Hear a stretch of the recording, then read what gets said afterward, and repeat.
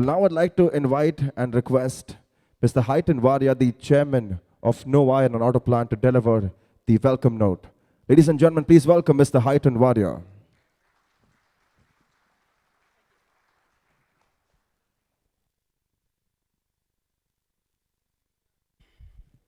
Can you get me set up? Okay, thank you very much. Thank you. Thank you for being here. Welcome, everybody. Late start, but we hope to make it very exciting for you today. When I was looking at this place, I kind of sat back and I thought, looks like we are growing. Good thing, isn't it? Good thing for everybody here.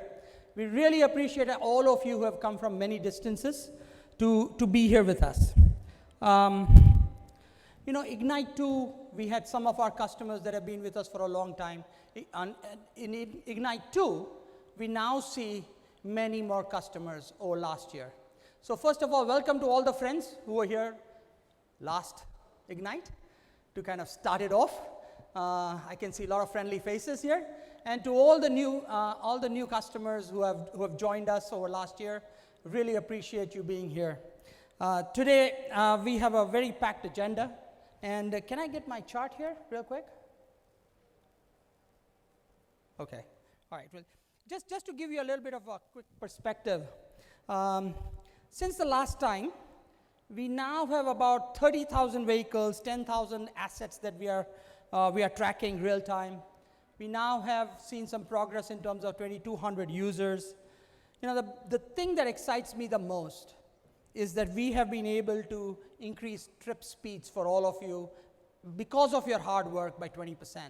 We are doing like 15 million transactions, so all the metrics show that we are on our path to make a big difference to India and with all your help and to your companies.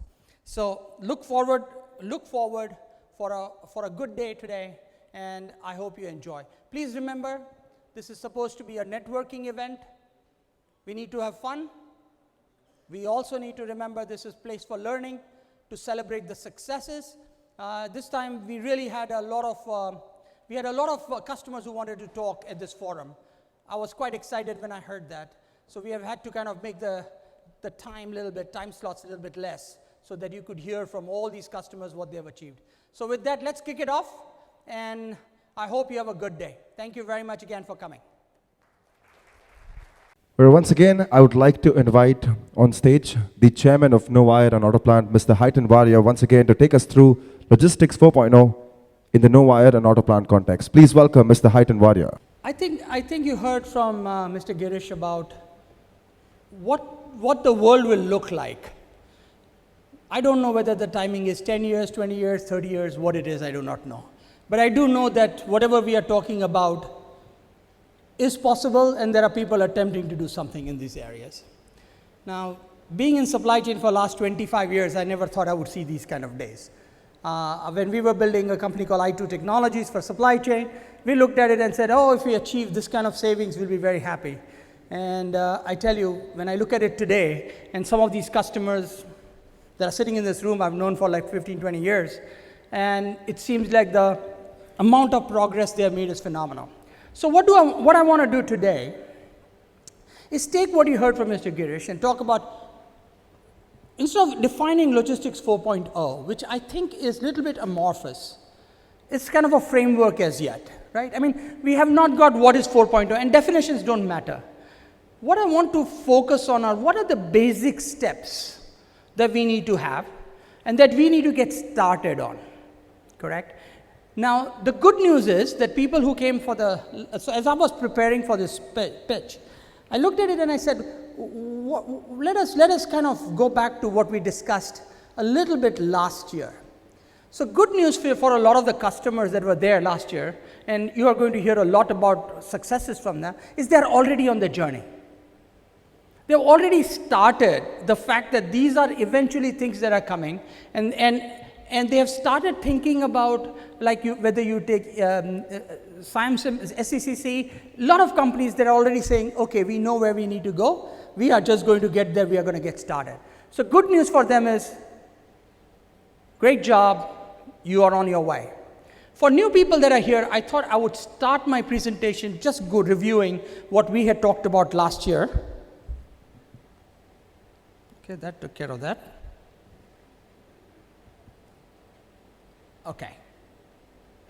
All right. So what I talked about last year was, you know, for years and years I've come and talked. The left side is what we were talking years ago. Then I said, today what we need to do is really focus on supply chain for customer collaboration and intimacy. You know, the company that has really made this happen for us right now is Uber. Look at what they have done in terms of transparency of their supply chain. Do they give you transparency or not? You know where it is.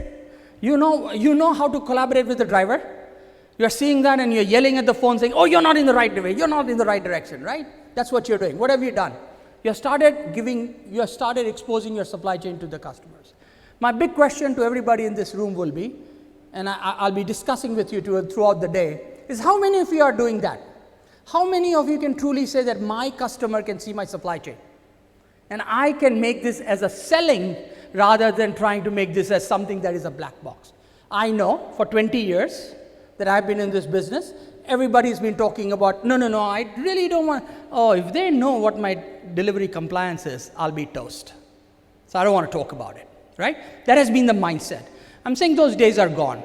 Whether you like it or not, your customers are already expanding on that. They're already wanting that, and they're going to push you in a lot of different ways. So one of the major points we talked about last time was get intimate with your customer through customer collaboration. The best way to do that is to open it. The second thing we talked about was do fast sense and response, right? Technology is now available. Why would we not spend a lot of time responding much faster to the changes that we are having, right? This is another way of saying, let's digitize logistics. Let's close the gap that we have. We have done that with whether it is SAP, Oracle, we have done it with large ERP systems, we've got systems like i2, we've got a lot of systems, but still there is a gap. And what is changing is the role of a supply chain. I never dreamt that I would get this much data from all these mobile phones and everything. I did not dream. I did not think it was going to be possible in my lifetime. And here we are. All this is available, yet our supply chains have not evolved to that point. And I think next 5 to 10 years will be all around that. And I'm saying you have a unique opportunity to get going on that. And the last one you hear a lot about in this seminar today is how do we get more and more into predictive analytics and doing a lot more machine learning. Not because we want to get everything automated, but we do know that there are certain things we should automate because we are taking too much time and leaving, as it was brought up earlier, spending more time following up than making decisions. Everybody in this room knows that, right? And you feel it, and your reaction to that is, I don't want to do it, but I have no choice. So, to me, this is what we discussed last year. I hope you have. I've seen some of the presentations that are going to be done today, where I see a lot of progress in this area. So I really appreciate that. But I think more work needs to be done in this particular area. So the second one we talked about is really about what do we need in terms of processes, right? So we discussed things like fast execution cycles. Do you all agree that this is becoming a must now? Execution has to become fast, yes or no? Because there is just too much time being taken, and your competition, and whether you like it or not, especially when you do make in India and then want to compete on a global stage, believe me, when I go talk to all the companies outside of India, I see that they are all absolutely getting ready to say, I am going to figure out how to execute faster. Whatever was good enough last month is not good enough this month. Right? So I think this is a given. So one of the things we have to do is look at that process. I think that in India, we have a very unique opportunity to actually mechanize and automate some of these mechanized processes. Today, we still have too much human intervention into processes which you know that 9 times out of 10, you are making the same decision all the time. And I'll give you an example that I think my team told me, and I think you guys have all implemented that, in a weighbridge. When you used to have people intervening into that, is this correct? Not correct, the measurement, then you have to go to SAP and all that. And what did we do? We just digitized a lot of those things, right?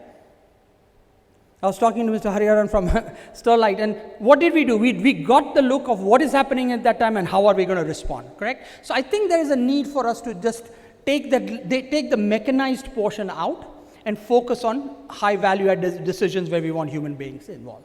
The last one is just my pet peeve, that we really need to be reassessing all our processes towards what I call customer visible. And I'm going to repeat this, guys. This is very important because I don't think everybody's focused like this. Customer visible, convenient to the customer, and efficient. Again, I'm going to say customer visible, customer convenient, and efficiency is going to be something we do. I am suggesting that let us not hide behind, we can't tell the customer this because we are very bad. And I'm going to try and push this in my own company, which is NOVIRE Group. I think it is time for us to kind of take the leap, and it will be very hard. It will be hard, it will be risky. I'm pretty sure the bosses will come and yell at us, but I think it is time for us to step up on this one. On the performance side, one of the things I'd asked for, and the reason I'm bringing this up is for the people who heard my speech last year, would be interesting if anybody has defined what a CSI metric could be. We call it customer convenience metric. We talk about customer satisfaction, we talk about customer delight, but I would like to see, the reason why Uber and all that you guys like that application is because it's very convenient, correct?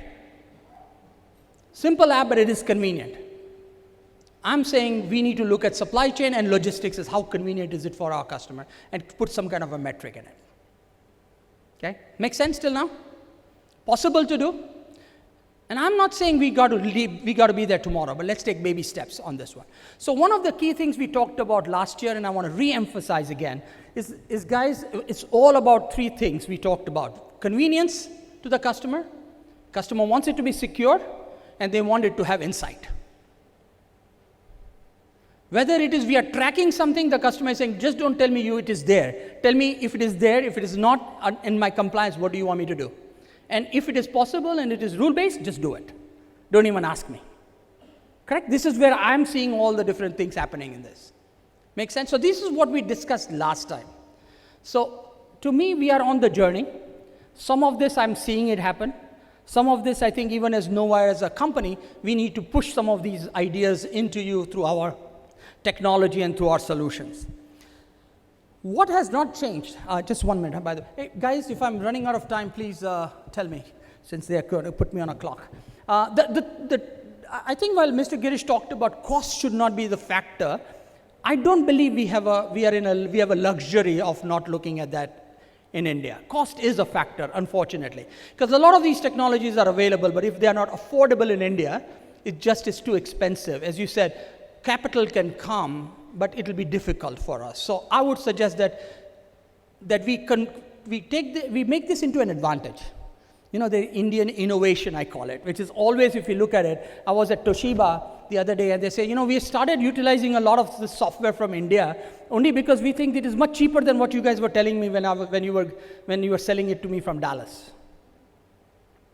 They figured it out. So I think this is the kind of thing where I said, cost is a big issue. This is not me saying that. This is what is Gartner saying that. When they have looked at the top 10 drivers for technology investment, they're saying reduce cost, make better decisions, and then incorporate new functionality. Do it faster.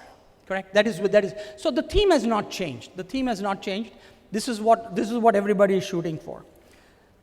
So from my perspective, where we need to be focused now, as we were talking about it earlier, is continue to be, at least the journey that I think you guys are on, and hence we as NOVIRE are on, is all around efficient utilization, reduce turnaround times, and reduce operating cost. Yes?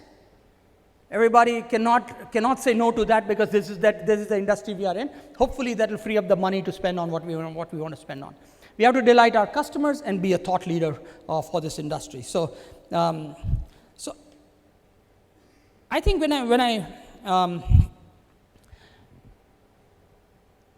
guys, we will have to continue to work on this whole efficiency metric, whether we like it or not.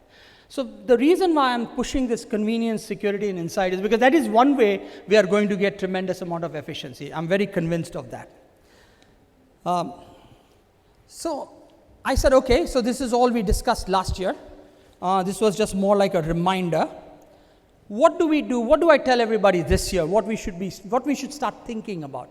Because it is clear to me that it is at least taking us 1 year to kind of put some of this in place, right? So I wanted to take this into saying, let's build it like a house where we are building room at a time. Let's layer the things that we are doing, because this is very important for me to understand. So we as a company can be with you in providing little bit technology solutions, everything earlier than where you are in your thinking, correct? That is why I'm suggesting that. So we started off and I said, okay, what do we want to add? So you see that middle section we already talked about, so I'm not going to talk about that, okay? But let me tell you 4 things that are going to become more important, and there's some details behind this. First of all, sensor-driven networks. You've heard a lot from Girish about that. I'll talk to you later. Second one is mobile-first approach, but not in the way everybody is thinking about mobile. I don't believe that is the way to think about it. There is another way of thinking about it. There is Internet of Services, end-to-end solutions, everything on cloud. All of this is becoming a reality. People are saying, look, whether you like it or not, it is a done deal. It is going to happen. We got to figure out how to get with the program. And everybody's worried about security. Everybody's worried about hacking. But I think that will go away in the next few years. It's just going to be the way things are going to evolve. And the last is prescriptive and predictive analytics. Okay. So let me just go into a little bit of detail, because I think I want to make it a little bit real for you guys. I am a big believer right now that if your supply chain is not instrumented, and what I mean by instrumented, if you don't have devices, if you don't have cheap way in which you are getting the signal, then you are not exploiting your supply chain. Then you are still in the last decade and not in this decade. This technology, I remember in Walmart, we started those barcodes years ago, right? About 20, 25 years ago. I remember being on the project with General Motors, and there was this big hoopla, and by the way, they were the first company that they told all their vendors, everybody has to have an RFID. They just went and told everybody, like, you know, they were the big players, big Kahona, they said that. And what they found out was something very interesting. They said, whoa. They were not ready. But the technology has been there, and the cost was high. The technology cost has come down significantly. Correct? So my message to you is, guys, this is something that you have to instrument your supply chain. There are opportunities in your supply chain today to put those devices. That is why you see a solution where we have reduced TAT time in a cement yard. This is all because you have instrumented your supply chain. That is why you are being able to take the action. The second one is we have to reduce the gap between plan and execution. We still have that gap. Because you look at a lot of processes, they're still manual. You still go some of the places that I go and see. I look at it and I say, but we have got somebody, a human, just doing mechanical things that you know, I know, that we could easily change. I think we need to reinvestigate our processes and take a look from there. The last point I want to make, because a lot of you have come and told me, Hiten, why are you guys all into this hardware and all that? And my message would be, guys, we have to close this gap. As I said, what does execution gap mean? We should have the ability to sense, but we should be able to put it in action, correct? Look at all your machines.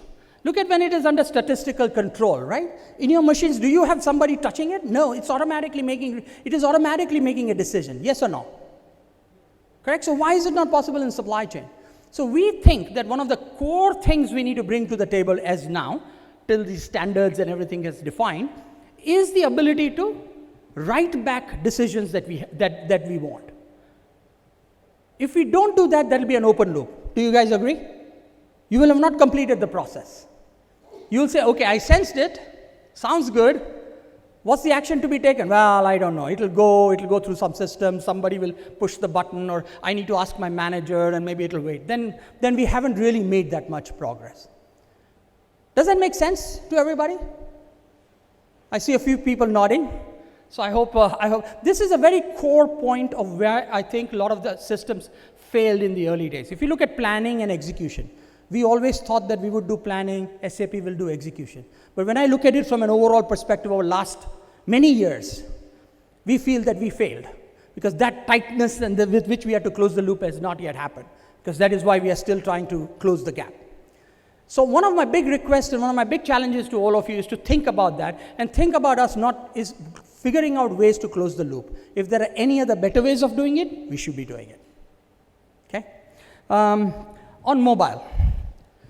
The whole idea of we have to be connected to the supply chain. You are, whenever you need it. You don't have to say, okay, I got to fire up the whole Uber application and all that. So mobile will be used for a lot of that. I think till today, I still feel mobile is being used to kind of, let me review where I am. I think the role of that has to become, if you are part of a decision-making process, it is a yes or no. And that is what you're going to use your mobile for, from a pure being part of the supply chain process. I think expecting to see very detailed reports, management reports on a mobile, I think it is good, but I think the first application of mobile has to be in, are you in the decision loop, and can that help you make the decision fast? I'm giving it a slightly different spin than what I think everybody tells that, oh, I want everything on mobile. It needs to be mobile friendly, but we need to remember what? It has to be convenient, it has to be secure, and it has to be insightful. So I cannot have all the stuff that I just show you on a screen just pop up there. We know it, you know it, everybody knows it. I think we in NOVIRE, the whole group is going to spend a lot of time coming up with innovative things, and you'll see some of that today. The third thing we talked about was end-to-end solutions. And we are very big proponent of time has come for us to reinvestigate all our supply chain processes with this in mind. Instrumentation, convenience, security. And is every step giving me an insight for me to do something? If it is not, I don't need to be in the middle of it, let us automate it. That to me is logistics 4.0 in my mind. The last point I want to make is around big data. I think where we are at the very beginning stages of what we can do with all of this.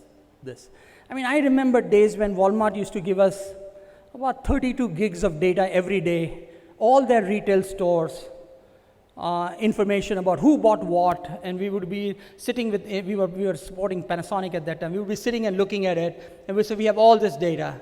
And believe me, we were lucky if we used 1% of that data every day. We'd be lucky. So today, that situation has not changed. The infrastructure is getting better for us to keep the big data, to store the data. But I think time has come now for us to evaluate. So what is happening right now? Most of you are looking at the data and trying to do what? Trend analysis. Correct? You're trying to say, okay, this is what I did last quarter. Now what should I change? How should I change my policy? That is what people are doing. I would recommend that we need to push towards what I'm calling, and what I think some of my teammates are calling it, more of embedded intelligence, or I would call inline intelligence, where you are making decisions much faster. And it is making a decision right during the time when you need it, and not waiting for it to look for a trend or not. A lot of good things has to be done, a lot of good things have to be figured out. All right, does this make sense? Have I made it a little bit clear in my mind of the steps that you need to take? I think the first step is focus on convenience, reassess processes, instrument it. Once you have instrumented it, figure out how to make intelligent decisions, and figure out how you can automate a lot of that stuff. The second part of the supply chain will be all around what we heard from Mr. Girish in future. Okay, so let me just, I'm going to end with a couple more charts here. First, look at your end-to-end processes. I know we have done a lot of that, and some of you may be exhausted because you have done so many as is and to be. At least I have done in my lifetime. And I'm now looking at it saying, oh, do I have to start this all over again? But it seems like we have no choice. We have no choice, because there are companies that are doing it, and those are the companies that are going to get ahead. And some of you have already started it, and it's now become part of your DNA. Thank God for that. Second thing is ensure you have a closed loop strategy. Open loops are inherently unstable. And I think we need to start not building processes where they are very open loop, which is what another way of saying 80% done, 20% God knows what to do with it. Because we are exhausted after 80%, right? It's a lot of work, I get it. But I think this is where we have to really hunker down, and that last 20% will make all the difference when it comes to these processes. In big data, I would say a lot of things around data strategy. What is, first of all, have a data strategy, big data strategy for people who are in the IT world. We can support you in that. Define your requirements for prescriptive analytics. Okay? Define what is it, because analytics for the sake of analytics is wrong. And if you are not doing something to get an insightful decision, you need to ask yourself a question: why are we doing it? We are just complicating the matter. Now, having said that, the last point I want to make is, guys, all this sounds good, right? Where is the money going to come from? Correct? Because I have met a lot of you and you said these are all the things we can love to do, but how is it? So I am going to suggest to you that we need to do this intelligently. We also need to do in such a way that we are more efficient in doing this. I like the way some of the customers have gone about implementing. Not very good for me because you have not implemented everywhere, but you are doing POCs and you're starting and you're doing concepts and all that. That is great. I think that is helping you a lot. It's ensuring it's limiting risk on both ends. And I think we should continue doing that. We should continue looking at that. But please look at us as a company that is going to be there with you, supporting you in all these areas. We are going to be very practical about it. I don't think we are going to get too reachy. We can, but I don't think we want to. We want to be grounded in some things that is going to be tangible. So all our thinking will be around, okay, so how much is the customer going to benefit? That's the way we are doing. That's the way we are thinking. So to me, those are the next steps that you all ought to take a look at. Before I close it down, okay. So I am here all day. I really appreciate, last year I learned a lot of things. I learned customers that were not happy with us, and their same customers are here today, and they have said, you're making progress, so I feel good that we are making progress, and thank you for all your patience, and we'll continue to improve. I think that is part of our journey. So today, I want to let you know what all you're going to see the rest of the day. One is supply chain journey. Since the last time we talked, you're going to see some of the same players, some of the new players come and talk about what they have done, which I think is phenomenal because, sorry, we are giving everybody very limited time. Then we are going to talk about the end-to-end process, which is a new things. A lot of people have been doing it, but we've got a couple of customers that are going to line up and talk about what their vision is in this, and we are going to talk about what our solution is. A lot of discussions around mobile solutions, and you will see actually ExxonMobil and some of the customers present.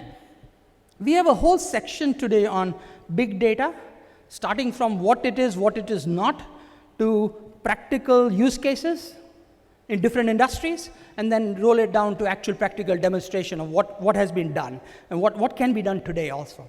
So I think that will be very beneficial for all of you. Clearly, our idea is please network among the industry leaders. And again, thank you very much for your time. I hope some of the things we talked about we can share. Would love to get a different viewpoint if you have. We are here for the whole day. Let's make it very productive. And again, thank you very much for supporting us. We are excited. We are extremely committed. And we feel if we were not doing this, I don't know what the hell we would be doing. So thank you very much. Question for market fleet, wherein he mentioned that what if the market trucks are coming in the plant and they have a GPS device from somebody, some other vendor, and wherein you given two thoughts around it. One is that we as a company don't have to think about putting capital expenditure into putting device into that. It can be done on the OpEx model. And second, you mentioned about giving a mobile device to the driver, not even putting some device inside the truck, wherein he can download the application. So see here, if you look at, we're talking about the market fleet, wherein now that one truck which is coming to my plant might be going to the 10 different plants as well. And maybe one of the truck which, the transportation which he belong to, they have 10 more trucks, but that one truck has come to me, the other 9 trucks have got GPS device from the other vendor. So practically what I see is that this model is also not workable, that because nowadays there are many trucks which are coming pre-installed GPS devices as well. And secondly, on the mobile device, if we tell them, okay boss, you just download this application and for the monitoring perspective, and if he's going to 10 different plants, so will it be possible for him to download 10 different applications to give the tracking for 10 different plants? So I think we should think about some solution which is which can really address this issue. I discussed earlier with you, in a couple of other interactions with you, wherein is it possible for you to build some platform which can talk to or take data from multiple device providers. I think that is something which will address the issue once for all. Yeah, Arun, thank you for this is a I think question we will say from a mobile solution or from a our on an OPEX cost. I think those are the two answers that I had, but I think we already have in place few other things in terms of that we do reverse logistics of the devices also. That for example in JSPL what we do is we install the device and basically the delivery is done because a lot of market trucks operate there. So they basically are carrying a portable devices. These portable devices last for about 15 days of battery. The 15 days of lead time takes place, and these portable devices are then basically have a pre-address of the DTDC or the other courier that we are working with. So what they do is they drop that box, the portable devices in one of those courier counters. We already, it's a pre-address, a pre-thing that they will give. It's a portable device with a portable carriage package. So they basically drop it at the courier counter, and then from the courier guys bring us back to the whole device. That's a very old way of thing. We have been doing this, but it's very expensive because it takes about 10 to 15 days before it actually comes back. So that was one thing that we have already developed, which is already there. We have live implementations at JSPL. We have live implementations at Sterlite also. Now, what we intend to do is, from a technology perspective, how further we can do. We are open to accepting any standards into a platform. So as long as the GPS device is ready to give us the data, we are ready to accept the data. We are not saying that we will not accept X device or a Y device, because when I talked about the open protocols, we have to support different protocols. So our parsers and everything should be all universal in nature, which means that any data that comes to us, we are going to accept it and we are going to make it part of our platform. But today the problem is that all the other GPS devices providers like us are not ready to give us the data. Or at least we were the first one in this industry to expose our data a long time back, in like 3 years back. I remember at Lafarge, we gave our data to somebody, right? Where what we are saying is we are ready to accept the data from any device, whether it's an OEM device, whether it's a third-party device, as long as they're ready to give us to our platform, we are okay. One last question, we're just running out of time. So can I just say one thing? I think this question has come about from a lot of people, the same question you're asking. I think Suresh has addressed it correctly. I would like to say that as long as it is just accepting data, it's one problem. But very quickly you are going to say, hey, I want to take some action with that. Correct? You're going to say, okay, I got this data, but I don't want to go and wait for my back-end system to come back and tell me what to do, which means I'll have to put somebody there or do something, right? I want to have, like, if I were to take Hariharan's case, it would be like, I want to immobilize it right there. Now, in order to write back, this was the point I was trying to make in the morning, guys. Please don't underestimate that you need to have control to write back these signals. Otherwise, what will we be doing? We are just going to get the data. We're going to do the same thing we are doing, and it's an open loop system. So I think there is not the appreciation that it sounds simple, and maybe there are some applications like you guys are talking, where it is simple. So you don't have to complicate it. You don't envision any time you're going to go tell the driver. But I envision in future, you're not going to just wait to call the driver like you do today. There will be many other things you will do to the driver automatically where you guys will not be involved.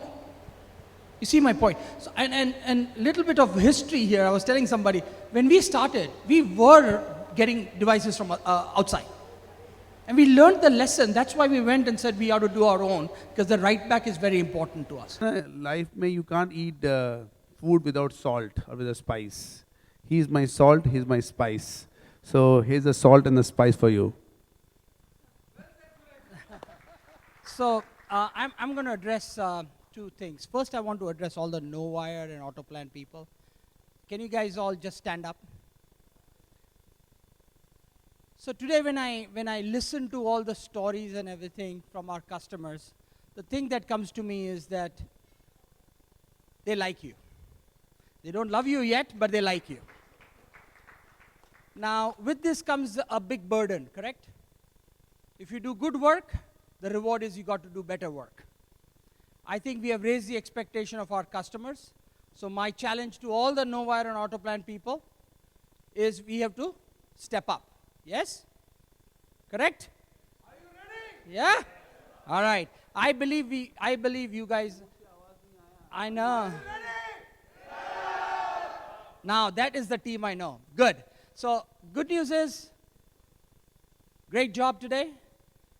Bad news is, you have to do it again, starting tomorrow. Correct? And to all my customers, thank you so much. Please keep your checkbooks open because we are coming for more money.